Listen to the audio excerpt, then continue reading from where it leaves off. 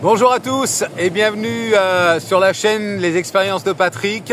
Aujourd'hui, écoutez, je vais vous raconter une histoire, la raison qui explique le pourquoi du comment. Je reçois pas mal de commentaires d'amis, de followers de la chaîne qui se demandent mais quel type de vacances est-ce que c'est quoi. Faut quand même pas exagérer vu les galères que j'ai pu rencontrer, on va dire, dans les jours précédents et les difficultés qu'il y a actuellement à Cuba. Pour beaucoup, ça peut paraître ne pas être des vacances et ça peut se comprendre parce qu'on a tous une conception de ce que sont les vacances comme étant vraiment en général des expériences de confort, de relaxation, de bien-être et de liberté que l'on n'a pas forcément tout le temps. Pour moi en tout cas, ces vacances, ce n'est pas forcément ça, bien que là j'ai à peu près ce que tout le monde recherche finalement afin de prendre un petit break parce que je suis un petit peu comme vous. Mais en fait, vraiment, ce qui ressort pour moi, c'est une grande leçon d'humilité. Je trouve ces vacances enrichissantes pour les raisons suivantes. Je vais vous raconter une petite histoire. Ce matin, je me suis levé dans l'appartement que j'ai loué. C'est un HLM cubain, relativement propre, avec ce qu'il faut. Et comme je souhaite me faire à manger, je suis végétarien. J'avais rien pu acheter le jour précédent parce qu'on m'avait dit qu'il n'y avait rien. Et on m'a dit le matin, tu pourras trouver. Donc je suis sorti de chez moi et j'ai traîné dans la zone des HLM et pour trouver quelque chose à manger. J'ai vu une boutique qui n'avait rien. Et puis là, j'ai rencontré une dame avec laquelle j'ai commencé à partager en espagnol et je lui ai expliqué ce que je recherchais. Elle m'a dit, écoute, je vais prendre le temps, je dois aller chez une amie, mais je vais te montrer un petit peu où est-ce qu'on peut trouver certaines choses. On a marché un petit peu, on est allé et là, il y avait quelques cultivateurs qui vendaient des bananes et des bananes qui étaient vertes, pas encore mûres, donc ça ne me convenait pas. Et donc on a continué notre chemin jusqu'à un autre espace, une autre boutique où quelques produits se vendaient. Je dis bien quelques produits se vendaient, mais il n'y avait pas de fruits, il n'y avait pas de légumes, enfin tout ce que je recherchais, il n'y avait même pas de pain. Et bon, la dame était là, elle a dit écoutez, je vais quand même m'acheter une livre ou un demi-kilo de riz qu'elle s'est acheté, qui est un peu moins cher qu'ailleurs, à 200 pesos, ce qui doit faire à peu près 70 centimes d'euros pour donc 500 grammes de riz. Alors c'est pas grand chose pour nous, mais pour eux ça représente énormément. Et cette dame a acheté ça et donc elle m'a dit écoute, moi ce que je voudrais, j'ai des cocos à la maison, je voudrais t'inviter à boire une autre coco. Et puis écoutez, j'avais pas grand chose d'autre à faire et puis bon, cette dame était tellement accueillante, tellement gentille, elle ne parlait que l'espagnol et donc nous avons commencé à marcher. Je savais pas où on allait, on a dû marcher pendant une bonne vingtaine de minutes avant d'arriver chez elle, puisqu'elle habite derrière, elle est née là-bas, elle a grandi toute sa vie ici à Guardelavaca, cette station balnéaire où il y a plusieurs hôtels qui sont des hôtels tout inclus, grand luxe cubain tout du moins, mais enfin du 4 étoiles correct, et où des Canadiens viennent tout inclus profiter de la plage sans jamais rencontrer les gens. Mais donc j'ai continué à discuter avec cette dame qui m'a expliqué un petit peu sa vie, le fait qu'elle ne pouvait plus travailler car malheureusement elle est malade, elle a reçu une vasectomie, elle a été opérée plusieurs fois du ventre pour des trucs, elle porte une ceinture, elle est quand même assez mal, mais bon, elle se porte relativement bien et elle me dit je suis là pour prendre soin de ma sœur qui a 70 ans, qui n'a pas de pension et qui a le cancer et donc on a continué à marcher, elle m'a raconté un petit peu tout ça, elle me dit j'espère qu'on va pouvoir trouver quelqu'un qui va pouvoir nous dépanner avec des fruits pour que je puisse lui acheter et puis elle m'a dit écoute si tu veux je te vendrai mes œufs. J'étais un peu gêné, je sais qu'elle en a besoin de ses œufs, mais elle m'a expliqué que pour elle, de les vendre, c'était mieux que de les consommer, que d'ailleurs, elle avait du mal à les digérer. Donc, j'ai considéré la chose, je lui ai dit, écoutez, ça va lui apporter quelque chose, allons-y. Et donc, au final, on a fini par arriver chez elle, dans une maison vraiment toute simple, de briques non peintes, d'une simplicité, on va dire, remarquable, où elle habite depuis sa naissance, où ses parents vivaient, où elle a grandi. Et là, malgré tout ça, elle avait aménagé l'espace très simplement, mais de façon colorée, tout était parfaitement propre, elle avait couvert son petit canapé et ses 2 chaises avec des tissus colorés qu'elle avait trouvés au bord de la route.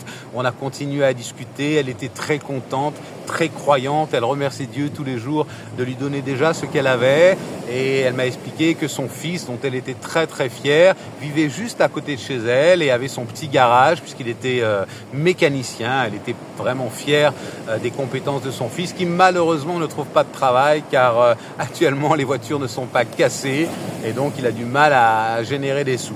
Et donc voilà, on a discuté, on a sympathisé. Il y a son neveu qui était dans les alentours, à qui elle a demandé d'aller cueillir 1 ou 2 cocos sur le cocotier d'à côté. Il a grimpé, il est monté, elle lui a demandé s'il n'y avait pas des papas, il est allé chercher, il n'en a pas trouvé, il n'a pas trouvé de banane. Mais néanmoins, elle lui a prêté un couteau tout simple, même pas une machette pour couper cette coco, et elle m'a donc offert la première coco que j'ai bu avec beaucoup d'entrain parce que j'avais soif, j'avais rien mangé et puis j'étais déjà levé depuis un bon bout de temps. Et je lui ai proposé d'en prendre une deuxième en me disant que bien sûr j'allais lui payer ça grassement afin de l'aider un petit peu. Et un peu plus tard, elle est venue avec les 4 œufs qu'elle avait et elle était gênée parce qu'elle n'avait pas de sac en plastique pour me les faire porter. Mais bon, j'avais une petite sacoche pour pouvoir les mettre, on va dire, en toute sécurité. Donc j'ai fait avec ça. On a continué à sympathiser, on a créé une relation. Elle était vraiment très contente de me rencontrer et tout ça. Et elle me disait à quel point elle était certaine que c'était Dieu qui l'avait mis sur mon chemin ce matin, car elle avait besoin de vendre ces 4 œufs afin de pouvoir s'acheter la nourriture nécessaire pour pouvoir complémenter le riz qu'elle avait acheté ce matin, qui va lui servir pour son repas unique de la journée, avec le repas de sa sœur à côté. Et elle me dit, avec cet argent, peut-être que je pourrais trouver cet après-midi quelque chose pour agrémenter ça et donner un petit peu plus de goût. Mais c'est vrai qu'il y a tellement peu de choses que c'est vraiment très difficile. Et alors qu'on était assis sur la terrasse, il y a un monsieur qui est passé avec son sac sur l'épaule et qui est un vendeur de pain ambulant, comme ça se fait beaucoup ici, et qui proposait ces pains qui sont à peu près des pains blancs assez fins de ce diamètre-là, et qui sont assez longs et qui sont vendus à 100 pesos la pièce, ce qui peut paraître rien pour nous, 30 centimes d'euros, mais qui est énormément pour les Cubains. J'en ai acheté 3, je lui en ai donné 2, j'en ai gardé un pour me faire le petit déjeuner avec les œufs. Et puis voilà, et donc après avoir partagé, on va dire, de façon enrichissante avec une personne touchante qui est vraiment dans le besoin et qui avait vraiment une foi dans la vie, un sourire, une simplicité, elle était, comme on dit en anglais, grateful, donc elle était vraiment reconnaissante d'avoir tout ce qu'elle avait déjà et elle le verbalisait amplement, tout ça avec un grand sourire malgré toutes les difficultés qu'elle puisse rencontrer.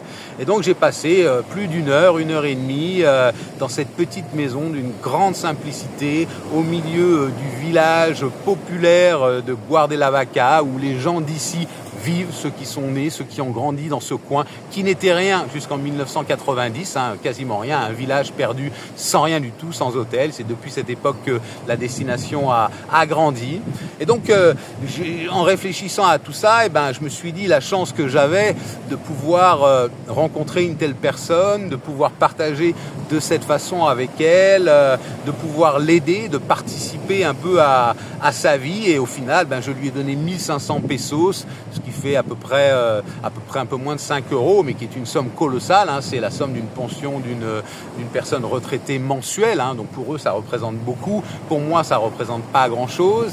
Mais je trouve que le fait de pouvoir échanger, partager avec des gens si simples, si bons, dans le besoin, et de prendre conscience de la chance que nous avons d'avoir tout ce que nous avons, et que de pouvoir partager un petit peu de ce que nous avons avec ces gens qui va leur apporter tant de bien-être et tant de plus qu'ils n'auront pas normalement, me paraît comme une expérience de voyage des plus enrichissantes. Et je trouve qu'il y a beaucoup d'humilité à retirer de cette expérience. Et donc c'est vraiment une expérience enrichissante pour pouvoir se développer personnellement, être reconnaissant de tout ce que nous avons, prendre conscience des avantages que nous avons Et c'est des leçons de vie que l'on aura difficilement la possibilité de trouver quand on est chez nous, quand on vit dans notre confort, dans notre aisance, dans notre opulence.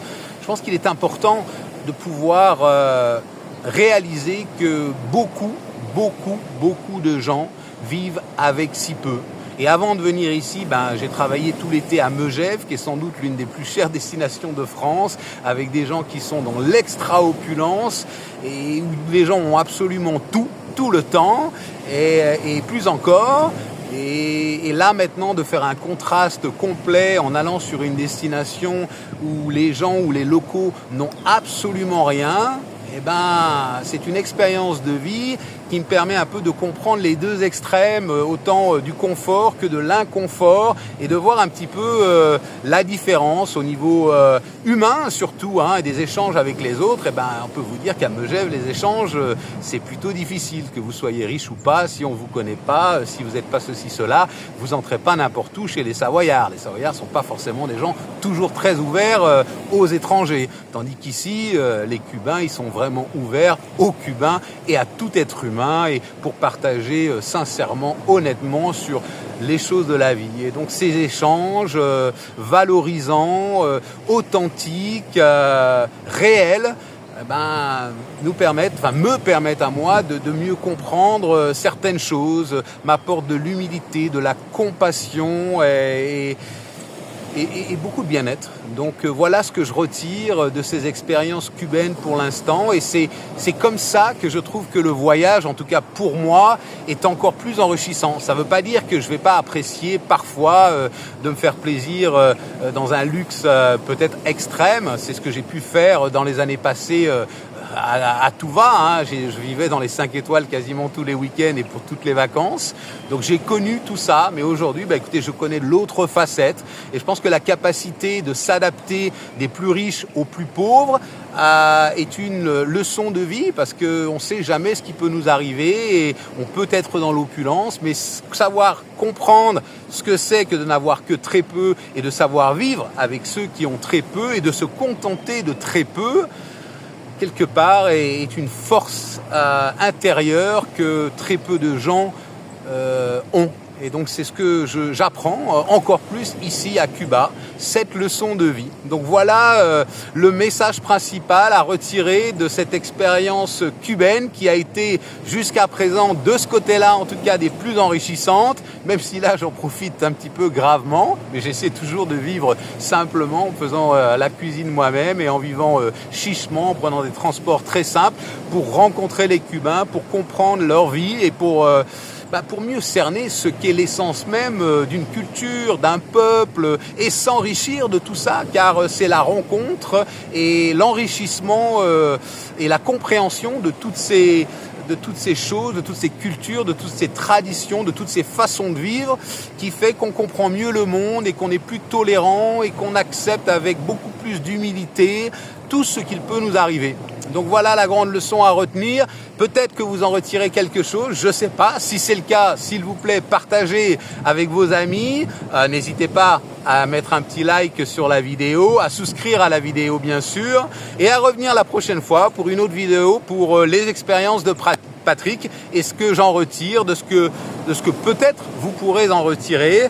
Et donc humblement, je remercie le ciel d'avoir la chance de pouvoir être là, d'avoir tout ce que j'ai et de pouvoir partager avec vous aujourd'hui sur ce thème qui me semble si important pour être plus humain, plus authentique et mieux comprendre les choses importantes de la vie. Donc excellente journée à vous, très bientôt sur la chaîne et une bise. Ciao.